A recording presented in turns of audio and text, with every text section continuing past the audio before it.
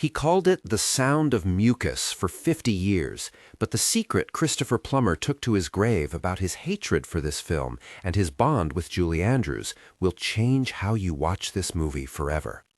When audiences poured into theaters in 1965, they were completely mesmerized by the pristine, sweeping vistas of the Austrian Alps, the angelic harmony of the Von Trapp children, and the seemingly flawless romance between a stern naval captain and a radiant singing governess. It felt like absolute cinematic destiny. It felt like true, undeniable love captured on 35mm film. But behind the celluloid, away from the sweeping orchestral scores and the bright studio lighting, the reality was a high-stakes pressure cooker of deep-seated resentment, fierce artistic rebellion, and a profound psychological paradox that almost tore the entire production apart on multiple occasions. You see, the man giving life to Captain George Von Trapp was actively, intentionally trying to sabotage the very sentimentality that ultimately made the movie a global, historic phenomenon. Yet out of this chaos, out of the tantrums and the staggering ego, a narrative emerged that is far more compelling, far more human than any scripted Hollywood fairy tale. To truly understand the gravity of what really happened on location in Salzburg, you have to look past the Rodgers and Hammerstein sheet music and step into the fiercely critical mind of a classically trained stage actor who genuinely felt he was committing career suicide on the highest-grossing film set in motion picture history. Let us rewind to the specific cultural and theatrical landscape of the early 1960s to provide the essential context for this disaster waiting to happen. Christopher Plummer was not a Hollywood song and dance man. He was not a studio contract player accustomed to light-hearted entertainment. He was a titanic, ferocious force of the theatrical stage. He was a celebrated, heavily decorated Shakespearean actor who had recently brought a terrifying, dangerous edge to Richard III, and who had routinely dazzled brutal theater critics with his absolute mastery of iambic pentameter and complex character psychology. He saw himself, quite justifiably, as the natural North American heir to Laurence Olivier. So when he was offered the role of Captain Von Trapp, he did not view it as a golden, life-changing opportunity. He viewed it as an absolute, unmitigated insult to his craft. The source material in his sharp eyes was aggressively saccharine, devoid of any genuine intellectual rigor, and utterly beneath a serious dramatic artist of his caliber. This was a man hungry for complex, tormented, morally ambiguous protagonists, suddenly asked to play a stiff, whistling patriarch who barks at his children and falls in love over a marionette show. The sheer cognitive dissonance of a theatrical heavyweight trapped in a sunny, family-friendly musical created an explosive, toxic environment on set. This tension matters immensely today because it perfectly illustrates the friction between highbrow artistic ego and mainstream commercial perfection. We often assume that timeless masterpieces are born from harmonious, joyful collaboration. The truth is usually an abrasive collision of deeply opposing forces. The script was, in Plummer's own unvarnished and frequent words, terribly sentimental and gooey. But his deep-seated revulsion toward the material did not just result in private complaints whispered in trailers. It manifested into a spectacular, multi-tiered campaign of rebellion that has become the absolute stuff of Hollywood legend. His campaign of cinematic insubordination was relentless, operating on almost every conceivable level of the film's production. First, there was his deliberate, almost self-destructive physical rebellion against the pristine, disciplined image of the military captain. Finding himself profoundly bored by the slow, methodical shooting schedule and intellectually starved by the material, Plummer sought immediate refuge in the local, dimly lit taverns of Salzburg. He completely surrendered to the region's culinary and alcoholic vices, actively consuming massive quantities of rich Austrian pastries, heavy local schnapps, and dark beer. His daily indulgence was so extreme, so unchecked, that he rapidly gained a highly noticeable amount of weight during the location shoot. The wardrobe department, tasked with maintaining visual continuity, panicked completely. The meticulously tailored naval uniforms and elegant evening wear that had been custom designed to give him a sharp, commanding militaristic silhouette suddenly would not zip up or button closed. Frantic seamstresses had to rapidly let out his trousers and suit jackets to their absolute maximum physical limits just to accommodate his rapidly expanding waistline. He was quite literally, physically outgrowing the role he so deeply despised. Second, this intense escapism bled directly into his performance, creating massive liabilities for the studio, most notably during the high-stakes climax of the film. When you sit down to watch the famous music festival scene, where the Von Trapp family is performing their emotionally charged farewell under the terrifying, watchful eyes of the Third Reich, you are watching a masterclass in deception, but not for the narrative reasons you think. Plummer was, by his own later, unapologetic admission, completely and undeniably intoxicated during the filming of this massive sequence. He had been day drinking heavily, a symptom of his deep psychological discomfort and sheer boredom with the project. And yet he somehow managed to pull himself together just enough to project an aura of stoic, patriotic defiance on camera, masking his sheer inebriation with raw acting technique. Third, his rebellion took the form of constant, aggressive intellectual warfare against the script itself. He vehemently refused to call the movie by its actual title in public or in private, branding it instead with derogatory nicknames like S&M, or far more famously, The Sound of Mucus. He would actively corner the acclaimed screenwriter Ernest Lehman, demanding endless, exhausting revisions to strip away what he perceived as the nauseating sweetness of his dialogue, trying to inject dark, cynical humor where there was none. He threw literal screaming tantrums.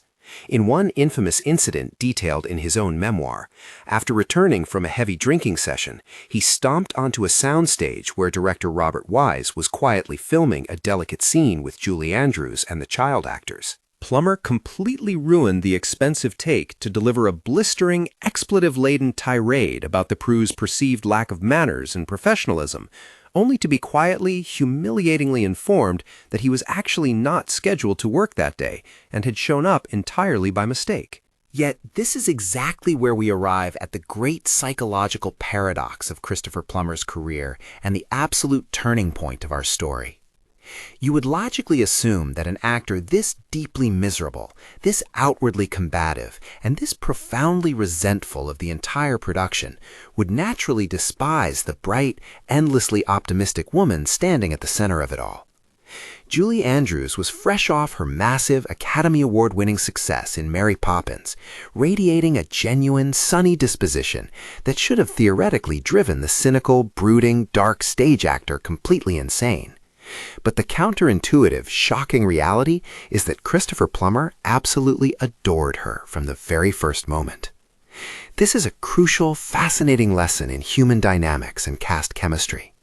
While he was actively at war with the script, the studio executives, and his own massive ego, he immediately recognized a kindred, brilliant spirit in his leading lady. He affectionately and famously referred to her as a nun with a switchblade. That specific, brilliant moniker is wildly revealing to anyone who studies acting. It proves that Plummer saw straight through the sugary, manufactured marketing surrounding Andrews. He recognized her lethal competence, her razor-sharp British wit, and her ironclad, unshakable work ethic. He realized almost instantly that she wasn't just a prop for a wholesome family movie. She was a phenomenally grounded, highly technical performer who could trade brutal verbal blows with him between takes and hold her own against his formidable, intimidating presence. This completely reframes the historical narrative of their on-set tension. The searing chemistry you see on screen, the crackling electric tension during the famous Landler dance, or the heated, passionate arguments in the estate, is not the product of romantic infatuation. It is the direct product of immense, profound mutual respect, masked by professional antagonism toward the surrounding material. Plummer later joked in interviews that they should have had a massive, smashing affair right there in Salzburg, but the undeniable truth is, the absolute absence of a romance is exactly what forged a bond far stronger than any fleeting Hollywood fling. They were two highly skilled professionals navigating a chaotic, emotionally taxing, high-pressure environment, actively acting as each other's anchor amidst the storm of studio expectations. If you want to understand exactly how this unique, paradoxical psychological dynamic translated into the technical brilliance of the final film, you need to look at the granular mechanics of their performance and the specific blocking choices made by the director. Plummer's absolute stubborn refusal to lean into the sentimentality of the picture is actually the secret hidden engine that makes the movie work so flawlessly. By playing Captain Von Trapp with genuine, icy disdain, by infusing real, palpable irritation into his early scenes with Maria, he provided the vital, necessary counterweight to the film's inherent, overwhelming sweetness. If Plummer had played the role with a soft, willing, open heart from the very beginning, the entire narrative structure would have collapsed immediately under the weight of its own sugar. He was the necessary grating gravel to her soaring, crystal-clear soprano. Consider the technical execution of their iconic, sweeping love scene in the gazebo. What was widely regarded as one of the most romantic, sweeping moments in cinema history was practically a slapstick comedy routine behind the scenes. The heavy, industrial arc lights used to illuminate the set were emitting a bizarre, continuous humming sound that distinctly resembled human flatulence. Plummer and Andrews, already exhausted and punch-drunk, were seized by uncontrollable, agonizing fits of laughter. Every single time they leaned in for the emotional, romantic climax, the lights would hum, and they would break character entirely, giggling hysterically like schoolchildren. They ruined over a dozen highly expensive takes. The director, Robert Wise, realizing he was rapidly losing control of his actors in the daily schedule, made a brilliant, desperate technical pivot. He decided to turn off the main lights completely and shoot the characters entirely in silhouette. That famous, beautifully shadowy aesthetic was not born from purely artistic inspiration. It was a desperate logistical maneuver to hide the sheer fact that the two lead actors were laughing far too hard to keep a straight face on camera.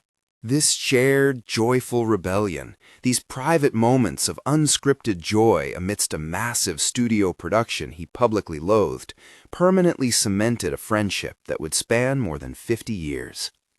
And it is in these real-world case studies of their later interactions that the true emotional weight of their bond becomes strikingly apparent.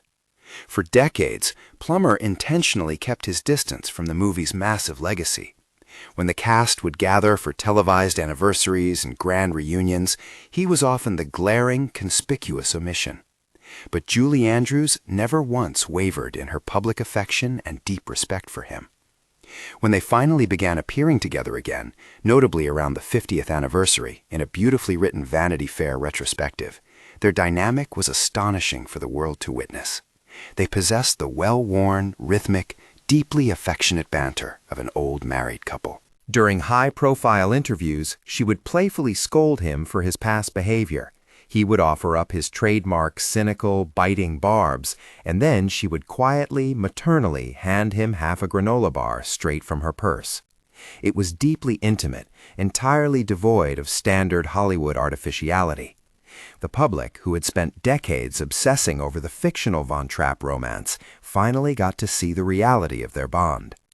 When Plummer eventually became the oldest person ever to win an Academy Award for his brilliant role in Beginners, completing his lifelong journey as a serious, universally respected character actor, it was incredibly clear that the heavy shadow of the captain no longer haunted his legacy.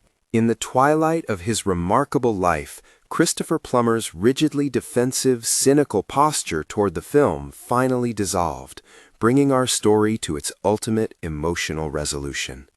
In his later, highly reflective interviews, the sharp cynicism completely faded away, replaced by a profound, humbling realization. He publicly admitted that as the modern world grew darker, more chaotic, and unimaginably cynical, the very sentimentality he had fought so bitterly against in 1965 was actually a vital, necessary emotional refuge for millions of people.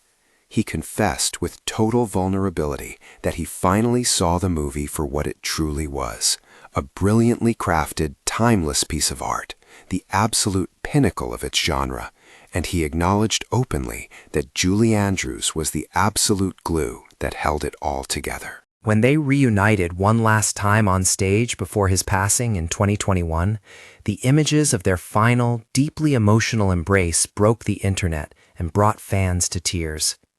People were not just mourning the eventual loss of a legendary generational actor, they were mourning the beautiful end of a 50-year testament to loyalty, artistic growth, and the beautiful irony of a man who spent his entire life running from a legacy, only to turn around at the very end and realize it was the greatest gift he had ever been given. This realization shifts our entire perspective on cinema history. The next time you watch the film, you will not just see a strict naval captain and a singing nun.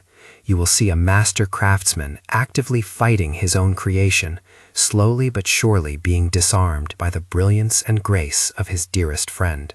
Now, if you want to understand how another massive, unchecked Hollywood ego almost entirely destroyed an iconic cinematic masterpiece, you need to stick around and hear the true, shocking story of what happened behind the scenes of The Godfather.